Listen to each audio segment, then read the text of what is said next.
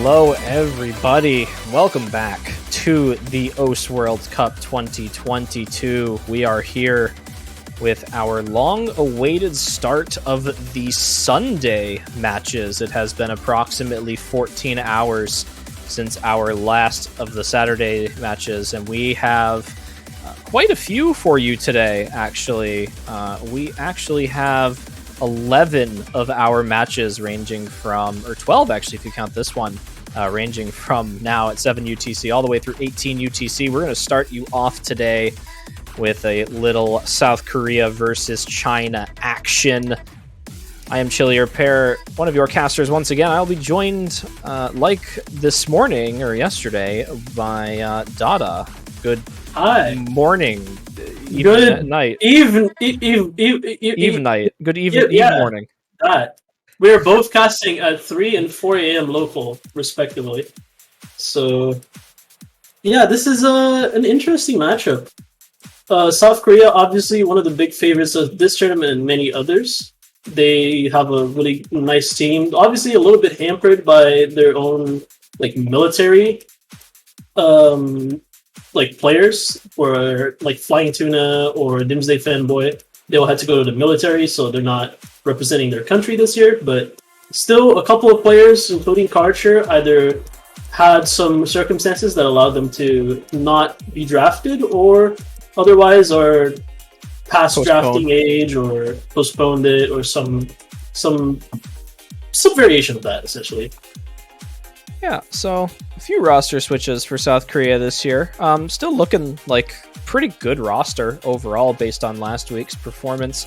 China as well, with a kind of astoundingly strong roster for them this year. They've had some pretty good performances in tournaments such as 3 and 4-digit World Cup. However, they are looking to kind of continue to prove themselves on the big open rank stage here, which they have looked pretty good at doing so far. They only played 2 maps mutually with South Korea from last week. I believe it was Free Mod 1 and Free Mod 3. China winning Free Mod 1, South Korea winning Free Mod 3. So they've got some overlap here, but kind of even between who wins each one. Opening up with the bans, it's going to be a China ban on the DT1. Does, kind of make a little sense. South Korea's got a really good aim speed roster on that one, and South Korea going to ban the DT3 a little bit on the stamina, more on the stamina side, which China tends to be good at. They're going to go in for Taiko time on the side of South Korea for their first pick. Going to open up with some low AR here. Well, both teams deciding they hate DT. Very quick and fast bans on both team sides. DT1 for China and DT3 for South Korea. And then a very quick opening pick from South Korea, which is Taiko time, the reading pick on this poll. I'm a little bit surprised that they went into reading so fast. I thought China didn't look that bad on reading last time, and I guess they just know something we don't. Yeah, potentially. I guess they just are feeling very confident on this map. I mean, I guess if you're looking at the scores from round of 32 China on Hidden 2, which, it's hard to compare because last week's Hidden 2 was very different from this one. They really had one solid performer on this pick, and everyone else kind of found 1 or 2 misses in a few spots. So I think South Korea are kind of trying to rely on their team's consistency as a whole roster versus China's, which, if you're going to gamble on anything in round of 16, it's definitely your team performance. It's very hard to see solo performances in these early stages here. So we're going to be seeing Milk KJK, worst HR player, Amamiya Kokoro, aka Nelitoru, and Karcher on the South Korean side, and on the Chinese side we're going to be seeing Lolo235, which is David, My Angel, Anzu, Crystal, and Fia, aka Pankart, on that side. So, also, fun thing to notice is that Fia is playing with mouse. Yeah, Fia was actually the top scorer on Team China for last week's Hidden 2 as well. I'm expecting some pretty big things there. We saw the last match, at least, that you and I casted with Thailand, you saw a lot of the same performers doing really well on the picks this week, and I think round of 16 is great for, you know, players who are kind of specialists at certain skill sets to really strut their stuff, because it's not hard enough where you're going to find the breaks because of difficulty. It's kind of in that sweet spot for a lot of people. So far, everyone holding strong. The map doesn't get really complex until around 2/3 of the way in. My Angel Anzu finding the first break and finding a break shortly thereafter. But still, it's not the end of the world for China. They're still holding strong on 3 players. My Angel Anzu, another unfortunate break there. And Crystal and Amamiya Kokoro both trading. So 3 FCs to chew to the South Korean side. It's going to be a decent advantage to South Korea here too. They have a pretty okay accuracy lead on the 3 FCs as well. My Angel Anzu having a little bit too much trouble in the latter half of this map to give China some hard times in coming back to this if they wanted to, but it would require a break from South Korea, which we are not seeing.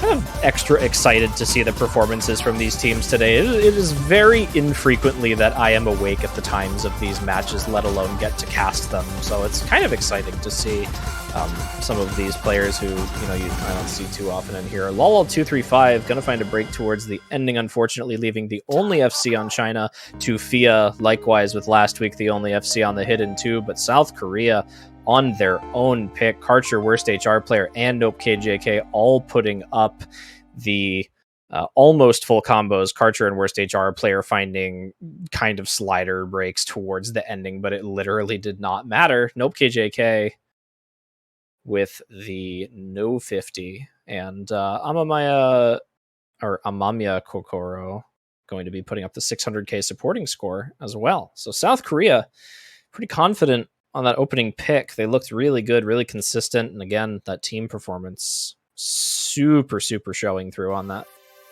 Yeah, strong team performance from the South Korean roster. Something to kind of point out is that this roster has kind of stayed together in a couple of community tournaments as well. So stuff like Corsace or some other tournaments like 3WC, they had a couple of the same names that they were kind of trying to replace the departing players with, and they actually scored really well. They had surprising results, and I believe in Corsace they got 3rd or 2nd. So it's like it's a surprisingly experienced roster, more so than you'd expect with so many new names. Yeah, I think you know, with the teams like in specific time zones, you do tend to see them playing together a little bit more often. It is slightly more comfortable in a lot of cases to not have to schedule between multiple countries. I think that scenario kind of exists a lot of the time for you know, both Asian Oceania teams and North America teams, where, you know, the time zones can vary so much that it makes it easier. So a lot of these players really know the strengths and weaknesses of the other. You know, likewise with the fact that a lot of these players in both sides are really experienced tournament players. You see these names a lot. These are pretty much, I would say, for a very long time, China and South Korea have been the 2 kind of staples of the Asian tournament scene in terms of the majority of the players that have come out of it. You do certainly have a few exceptions with some of the teams left in this tournament in countries like Taiwan and Hong Kong and Indonesia. You know, forgive me if I'm forgetting any other powerhouses, Japan, Singapore, I guess. So, you know, there's a few single, but South Korea and China, I feel like, tend to yield quite a few of the really solid tournament players in the Asian scene. So having them duke it out against each other on a pool that starts to get a little bit more difficult here is really cool to see how close some of these scores are. And I expect this to go back and forth a lot. They kind of quickly picked Fremantle on the Chinese side, and they did have a surprising showing last time around. I believe China had one of the only good hidden scores on the Fremantle last week. So kind of picking towards the same archetype of map. Obviously, this one, as we talked about like in an earlier cast, this one is the base AR is a lot higher. Instead of 9.1, it's 9.7, and it's a little bit more aimy on some sections, especially in the second half, and it's a lot more confusing to follow, especially in the bus slider sections that you also see on the second half. But yeah, all the Lolos kind of joining in the Chinese roster, in the Chinese squad for this map, and Fia also with the hidden mod. And on the South Korea side, Zyson, Nongsa, and Perezia are going to be subbing in. I think it's pretty exciting to see the mod combinations on certain players change a little bit on a pick like this, given the fact that the CS is, you know, pretty big on Nomad and the AR is pretty high. It gives a lot of players the opportunities to play Hidden or Hard Rock where they normally wouldn't, because, you know, you normally have some of the speed players that can't quite play the Hidden well enough, or the precision requirements on Hard Rock on Free Mod generally gets to you, but the circles are still pretty big on Hard Rock and the AR is pretty high on Hidden, so you're opening a lot of areas for some players here. China, right off the bat, having a little bit more trouble with 2 breaks compared to the 1 on Nongsa for South Korea. Won't matter too much. We're only about a quarter of the way into the map right now, and the accuracy is holding really strong on Milk Tea and David, who would be 233 and 235. All 234 on Kurumi, finding a couple more breaks on this Hard Rock. One of the more difficult mods here. Nongsa having trouble on the Hidden, but Parisia going to be finding a break on the No mod. It's Zason and Karcher. If there was ever somebody that you would bank your money on to find a Hard Rock FC on this, it would certainly be Karcher as of recent. Lolo Truth 33, the original Lolo, aka the Milk Tea rename, is also holding a pretty good combo, so the lead will swing over back to China in a bit. Well, looking for any break on the side of South Korea to really throw this over to China right now, but because of the breaks on LOL234, it is a little bit closer than it would have been otherwise. 233 and Milk Tea finding a good recovery after that initial combo break is another break from LOL234. Nongsa continuing to trade it, so it is going to go back over to China because of the combo held on LOL233 right now, but it's not solidified in that position. And there goes a double break on the side of China. I'm trying not to yell, unfortunately, but I really want to. It's a double break with 1 FC left on China into these last couple seconds here, and Zason and Archer are just running through this map. It is still a tough ending, and Karcher finding a break at the late stages here. It's still not over. It's not over. Zason could miss here. He's got lower accuracy. Fia does as well. Oh goodness. It's a hard patterns at the ending here. It's a slider.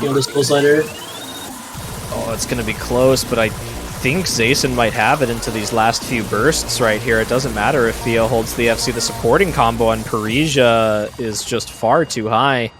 And it ends up being a 220,000 score lead for South Korea to take a break point on China's first pick. Impressive scores coming off of South Korea on both Karcher and Zyson. Karcher with a phenomenal Hard Rock score, only having that one unfortunate break near the end, and Zyson with a very solid No Mod FC, but I think the highlight of this map was Fia, aka Pinkheart, getting that hidden FC with a little bit lower act than you'd expect, but also just very, very nice to see this map FC'd on hidden, because it's such a tricky map with all those buzz sliders and all that tricky sort of like rhythm and slider ticks, where you have to like really just keep your head in a swivel, basically. Very tricky to read. Yeah. Well, we're going into South Korea's next pick now, looking for some sort of response from China within either this pick or the next pick to the break point here. Obviously, you know, we kind of mentioned it earlier. It's a best of 9, and, you know, once you go down 3-0, you really need to put your first point on the board Otherwise, the match gets out of hand rather quick. There's not a lot of wiggle room for lost break points here. Like for, if all things considered, teams should be winning their own picks. If South Korea manages to win this free mod 1 that they just went for here, it is that 3-0, and China is, kind of forced to win their own pick. Otherwise, South Korea goes up match point on their own pick. So it really puts into perspective how important it is for China to grab one of these next 2 points here. And, I have faith that they can do it. They have a very experienced tournament roster. They have some very good players, and I'm sure they have maps left in the bank to select from here. So this match is far from over after that 1 break point, but the journey kind of starts now. So South Korea opting for the free mod 1 here on their second pick. And it's curious because this is obviously a Korean song mapped by a Korean mapper, so maybe a little bit of that chiming in, maybe trying to be a little bit cute, but also it is an Amir pick. It's a Air 9 kind of like 220 BPM Amir kind of awkward-ish pick where really you're going to be looking at a couple of the hidden players to maybe chain miss patterns, and maybe we'll see an over Hard Rock, but no, we're actually going to see a double hidden coming out of South Korea here with Forum and Nongsa. So a little bit curious here, but let's see if it pays off. Well, looking forward to seeing what happens on this one. We've yet to see a really aim-oriented pick in this match here, so this is going to kind of test those raw aim mechanics on this one. Let's see. Start here, a little bit of a slow intro here, pretty easy to drop some accuracy on Scorby2 with these sliders. You're seeing a couple players with Ifia on sub 90% accuracy here. There is no SSs left now. Very slow start again, but that's kind of the nature of this map. It really requires some precise cursor placement because of the low BPM and the low AR of this. And, the hidden players have quite a bit of trouble. There goes Nongsa for South Korea. They're going to open this one up to China pretty early with 4-way FC still. China's still holding strong with the 4-way. Never mind. Never mind. Both the Lolos breaking here and Crystal falling soon after. So the only break thus far for South Korea has been Nongsa, but China has found 3 breaks. Only Fia holding the FC thus far. Nongsa and Lolo trading breaks. So this lead will go over to South Korea by a pretty decent amount. Well, we've got...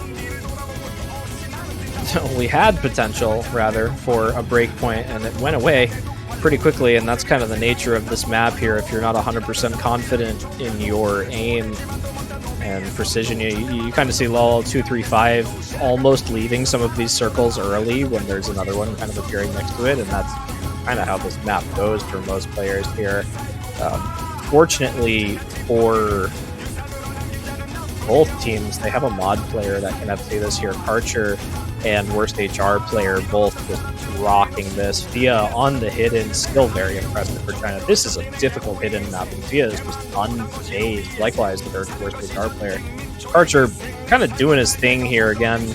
Over the past couple of months, we have kind of come to expect a certain level of performance from Karcher, given the recent tournament plays that we have seen, and very much living up to that fact right now with this eminent Hard Rock FC coming in towards the ending here. Also with Amamiya Kokoro, gonna be pretty happy about that FC as well. The big cursor spin at the ending, and that is a almost 3.6 million team score from South Korea on a difficult map with an over mod as well. Very nice coming out from South Korea here. Very confident pick. Always nice to get like the song of your people in the pool and FC that on 3 out of 4 players get a really nice score. That must feel good. But yeah, Fia, once again, the only FC coming out from China here. They're playing out of their mind currently on this match. It's just not enough against the South Korean roster. They're really, really solid. Well, they have kind of the scenario that we mentioned before now for China, where we are now at that 3-0 point. They weren't able to take South Korea's pick. They're going to have to grab their own here. Speaking of the song of your people, Chile, here I have my own representation here. All right, I want everybody to know that this was easily my favorite map and song when playtesting this pool. In round of 16, we put this on, and I think there was like a lot of questions about like difficulty and all of that stuff. I cannot tell you how adamant I was for this map happening. This was so good. I'm very excited. We saw actually a very impressive team performance on this map from the United States earlier today. I think there ended up not being too many FCs, but I think it was well over 3.5 million team score. And this is a pretty hard map, so I'm interested to see how these two teams fare on this map as well, with some, quite a bit of hard rock prowess on both sides. Both teams on the US versus Singapore match had pretty good scores on this. So I'm wondering if you're going to see kind of a repeat of that like match script where we see like everybody being comfortable in the first half and maybe just dropping a couple of circles here and there on the second half, or if we're going to see one of the teams struggle a little bit more. Well, we'll have to see as we get into the map here. But right now, South Korea has been kind of on a tear with some of these picks here. Closest score margin of any map was on China's own pick with 220,000 score difference. Both of South Korea's picks resulting in 650,000 plus score differences here. So, 200,000 score, while it does seem like a lot, when you break it down across 4 players, it's, 50,000 score per player, which is pretty much the difference between, maybe 100 combo max on some of these maps, especially when you're pushing it to 3 minutes like this Hard Rock here. So there's a lot that can happen in the duration of this. The thing China really has to be worried about potentially is, based on what we've seen so far, Karcher is pretty much a guaranteed FC or almost FC on picks like this. And you've got to have somebody that can match that. You're going to have an early break traded out between Milk Tea here and Parisia. Parisia seems to be having just a little bit more trouble with some of these double patterns here. But we've got 3 FCs held on both sides here. Worst HR player, Allegrissimo, and Karcher duking it out against LOL235, Crystal, and LOL234. It's just the combo lead on LOL233, but the accuracy on Parisia is actually going to keep it on the side of South Korea. That's really where they have their advantage right now. About 1% per player. So we are seeing a similar script. The first half of this map on both matches that it was played on didn't have many breaks. A lot of people were holding the FC up until right about now, and then people would start breaking on a little bit of the kind of breakdown section. But so far, everyone holding strong. Karcher and LOL234 and 235 finding a break. That's so not only good for China. Only one FC from China and 2 FCs from South Korea. Oh no, and there goes LOL233 as well. That was about a 600 supporting combo for Crystal there, and Worst HR player and Allegrissimo both holding pretty well here. Allegrissimo with a 98% AC as well, which is going to outscore Crystal. And Worst HR player is just bonus at that point. It's a 200,000, 300,000 score difference to be pretty quick here. Parisia's going to find another break. It won't really matter, as LOL234 found one a little bit prior to that. And again, this is just South Korea having a little bit more comfortable of a time as a team on this. They've got, 2 players. Worst HR player is going to find a break to start to even it out, but 300,000 score damage done so far, and there's about an 1/8 of the map to go. As long as... Oh, okay. Well, maybe I should stop talking, because this is actually winnable now for Crystal. Well, Crystal only has about 200k score left, so I don't think they'll swing over the 200k. Oh, the break from David's not going to help. Yeah, you are right. It looked closer than it was, unfortunately, and that break from David is not going to do them any favors as well. That was a lot of lost score there. Karcher with a 700 combo to finish it as well. Very impressive full combo from Crystal. You love to see it. 1444 combo, S rank, just that 150 dropped. Pretty decent accuracy, all things considered. You see a lot of players, Allegrissimo, Karcher, Parisia, 97%. 96% on an FC on this is still actually fairly good. It's kind of difficult to maintain high AC on this one.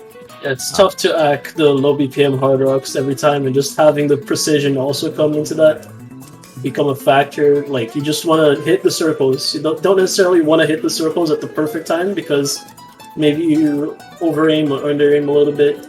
Like, you're just focusing on your aim instead of your tapping, which is fine. Obviously, Crystal having a very nice FC there, but still not enough. We're seeing kind of like the same things coming from each one of these maps, where South Korea has a phenomenal team performance, maybe of seeing it even on 2 or 3 people, and China having that one kind of hero performance coming out from Thea or Crystal, and then everybody else just finding unfortunate breaks and not really being enough to overcome the South Korean roster. Yeah, I think I mentioned it actually before the first pick even came out from both of these teams. Round of 16 is not the round where you can rely on solo carries. You absolutely can. When you start to get into the later rounds and a lot of players in this tournament start to kind of struggle to put up really good scores, if you have one player that can put up 800k plus to an FC on maps there, you're almost guaranteed to win that map in 95% of cases. But in a round of 16, you have to rely on your team, consistency and how well you mesh together on these certain picks here, because like you mentioned, when you're going through these picks, you've got both teams kind of duking it out at the beginning. You've got one break maybe from either team, and then it just comes down to who holds on longer. And up until this point, it's been South Korea has just done a much better job of holding on to those combos into the latter half of the map, regardless of whether or not they put up the full combo. They have been able to perform for longer during these picks here. So I think we're just kind of still sitting here waiting for China to find that sweet spot, because we know what these players are capable of. It is very much likely that they can take a point, but at the current performance of South Korea, again, there really hasn't been a pick closer than 200,000 score difference. That was the closest map we just saw, and it was still 161,000 score in favor of South Korea. So when you're going into this last pick on South Korea's own pick, which they have not lost by less than 650k yet, it's hard to expect China to win on something that South Korea is confident at, because they're just so confident on their own picks. It's honestly a little bit of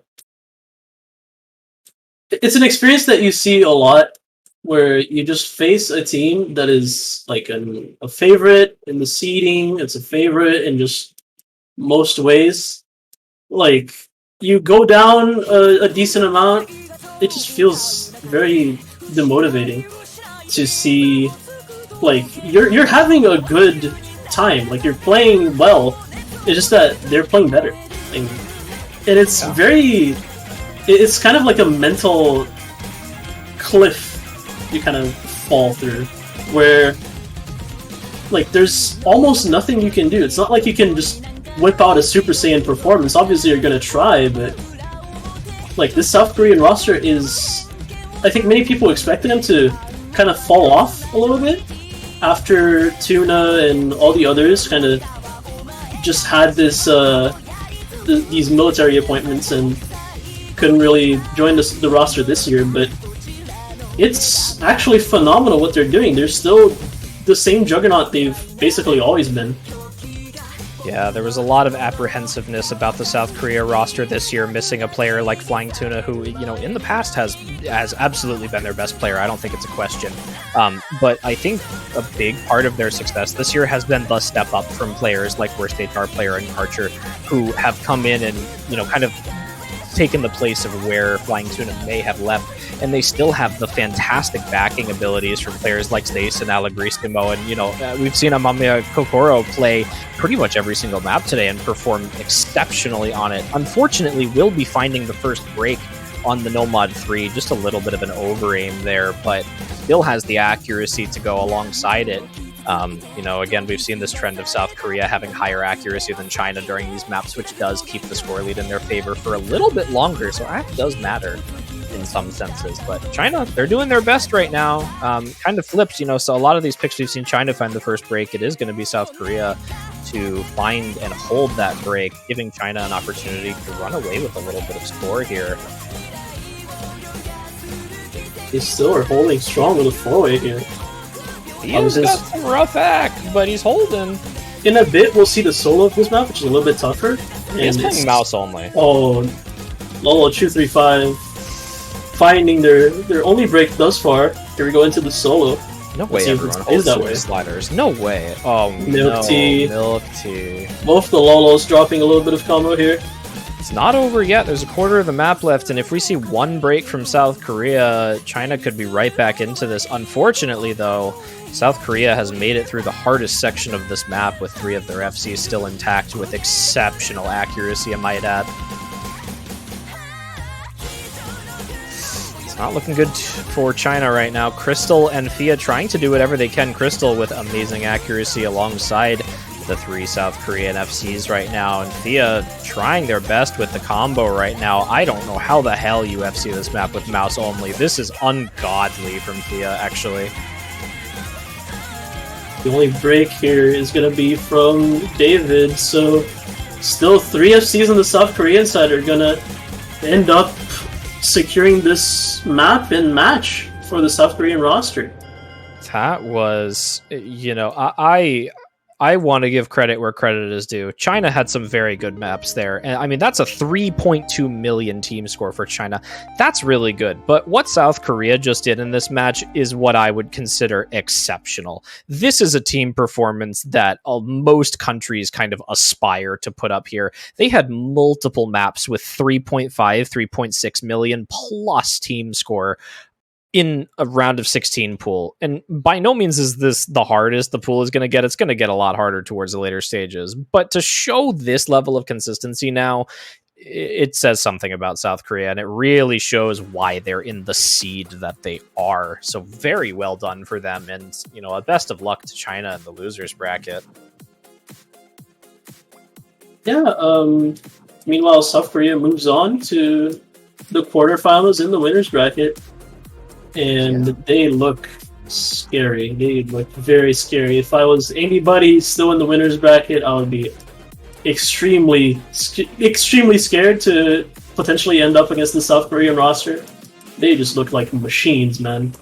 They do, absolutely. We're going to try and transition a little bit quickly here. We do have a match that is supposed to start